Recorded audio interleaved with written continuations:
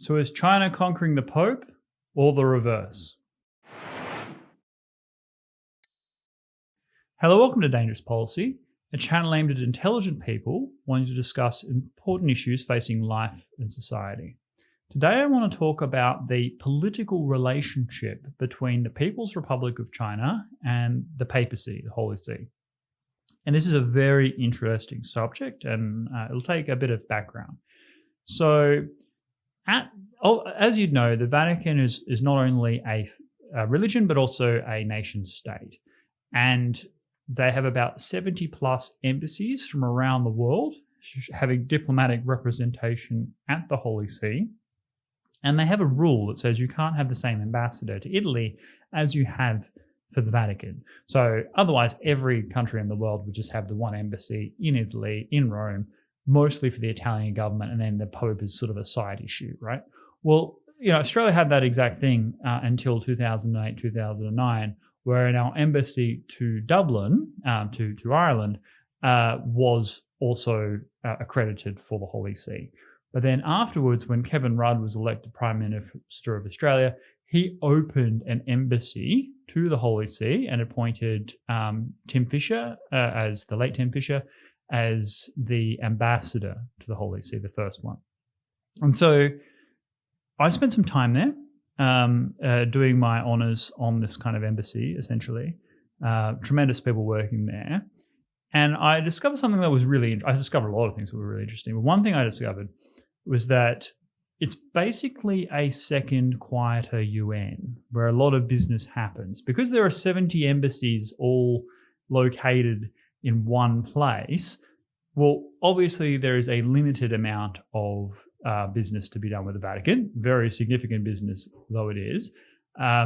Most of the relationships and dealings are countries dealing with each other, in a more quiet, expedient way than going through, say, the United Nations. It's actually a really powerful, important hotbed of diplomatic activity. No issue is more live in terms of Vatican politics than the relationship with the People's Republic of China.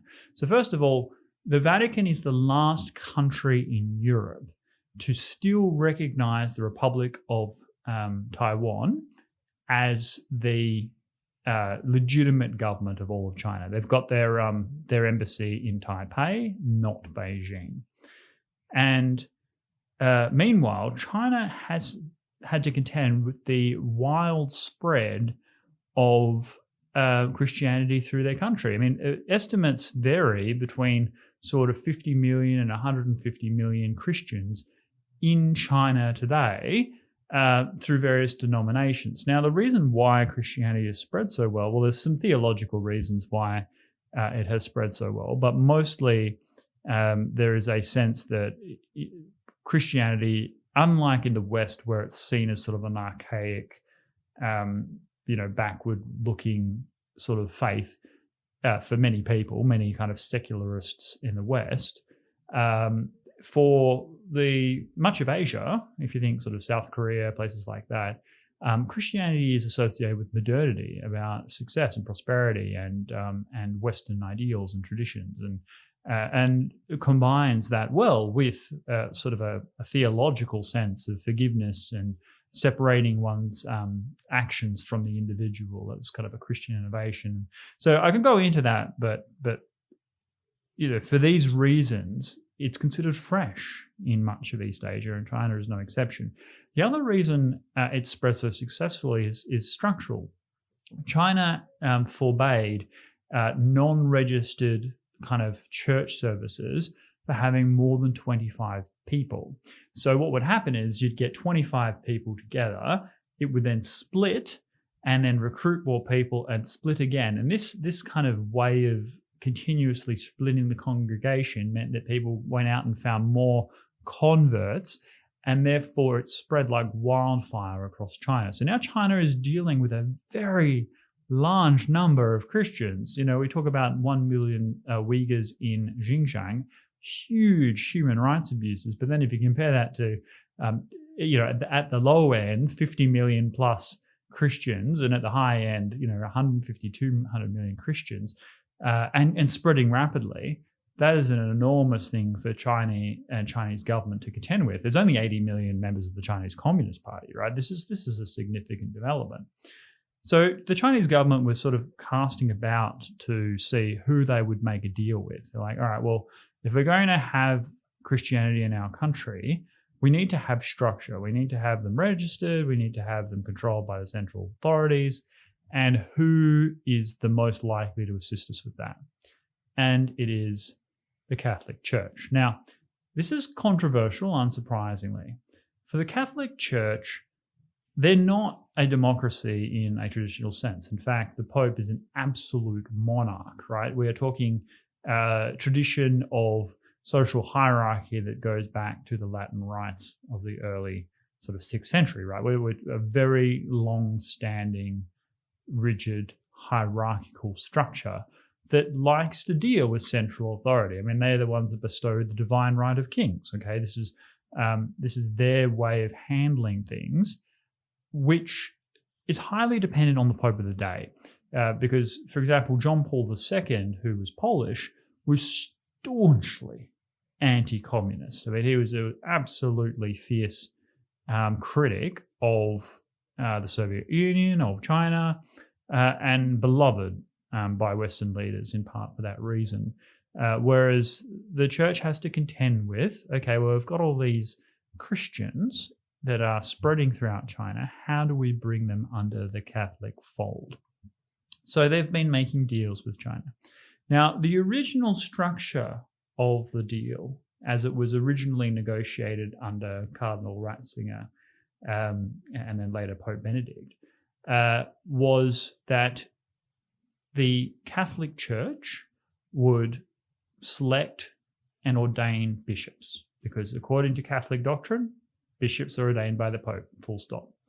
And in exchange, and also that there would be some discussion about family planning rules and things like that. The one-child policy is staunchly anti-Catholic, and so the Catholics wanted the Chinese government to relax that policy, which the Chinese government was starting to think about anyway. In exchange, the Catholic Church would move the embassy that exists in Taipei to Beijing and recognize the People's Republic of China as the legitimate government of China. And that would be a tremendous coup for the Chinese government, because remember, the Catholic Church isn't just the Vatican. It represents and is highly influential, 2 billion Catholics around the world. So a significant development for the Pope to come out and say, yes, we recognize the Chinese Communist Party.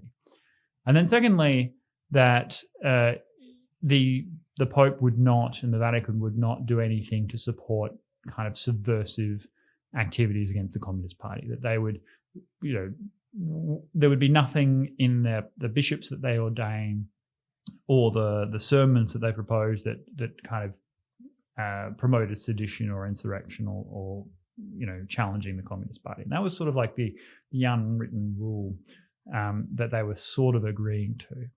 Now, and in exchange, the Chinese government would actively help identify Christians and push them towards the Catholic faith and denomination, and officiate the churches to bring them out to be able to proselytize publicly and receive Mass and Communion. So this is a big deal.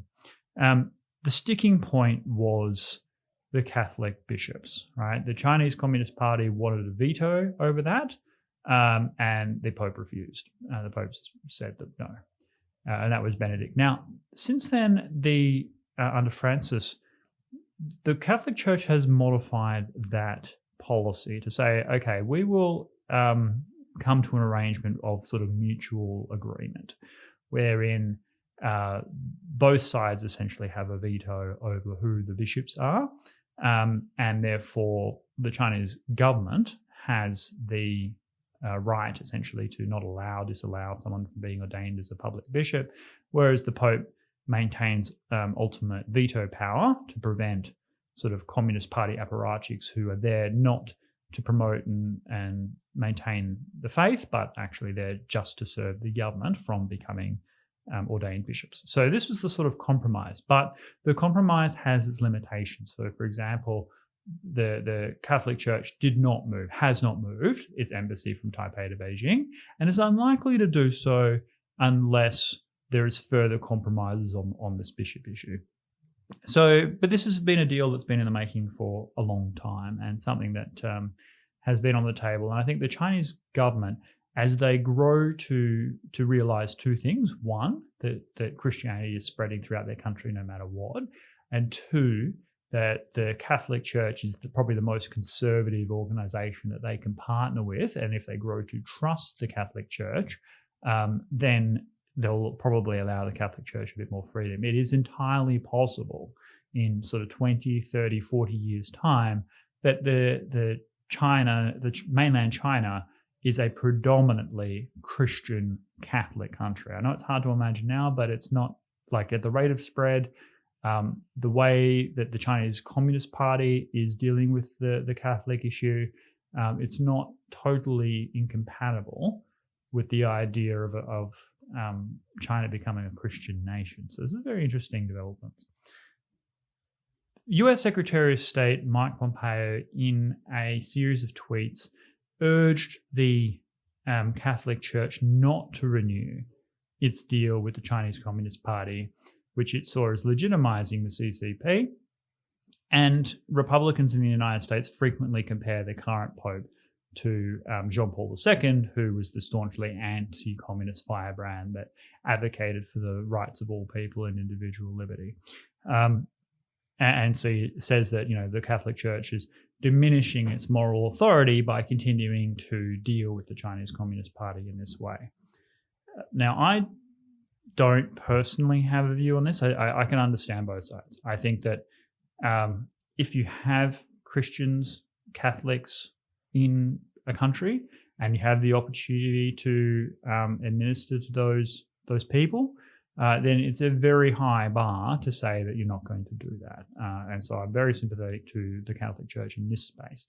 But it is essential that the Catholic Church hold to its principles and not move the embassy from Taipei to Beijing or do other things of overt subordination to the CCP. I mean, it's essential that, yes, they can deal with one another for the purposes of religion, but one cannot subordinate to the other. That is, the Pope cannot in any way relinquish ultimate control over bishops at the same time as giving the Chinese Communist Party everything they want. That would be catastrophic for the Catholic Church's own moral authority, because they have to recognize the extraordinary human rights abuses that are happening in China.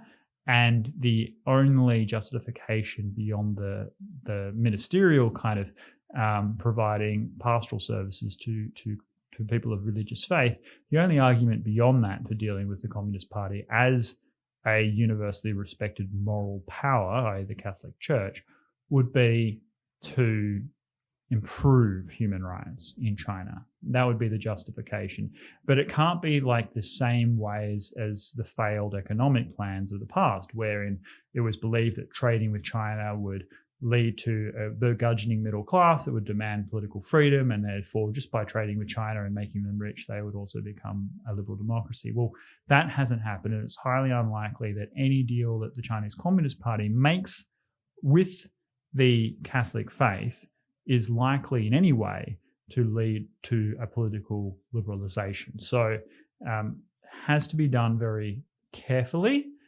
However, if I was in the Catholic Pope Vatican's shoes, then I would understand the need for making a deal with China if it was possible, and that meant that maintaining the sovereignty and integrity of the papacy over Catholic adherents and lay. Now, the deal is being renewed despite Secretary Pompeo's protestations, and I think that that's okay, because I think it's only being extended for 2 years, and therefore it makes sense to do that. However, progress does need to be made. You can't have a situation where every member who's a senior ranking Vatican Catholic official operating in China has to be a member of the Chinese Communist Party. and that their first loyalty is to the Chinese government. That would be incompatible with religious faith and totally antithetical to the Catholic Church. So that's my view on that. I hope this sort of elucidates the sort of interesting religious things that are happening in China. Do you have any experiences of Catholicism in China or Christianity in China? Please leave your comments down below. I'd love to hear from you. Otherwise, if you found value in this discussion, if it elucidated things about, diplomacy in the Holy See or the relationship between the church and the Chinese government, please do let me know. I'll leave a link in the description to some interesting articles as well. And I will see you in the next video. Thank you.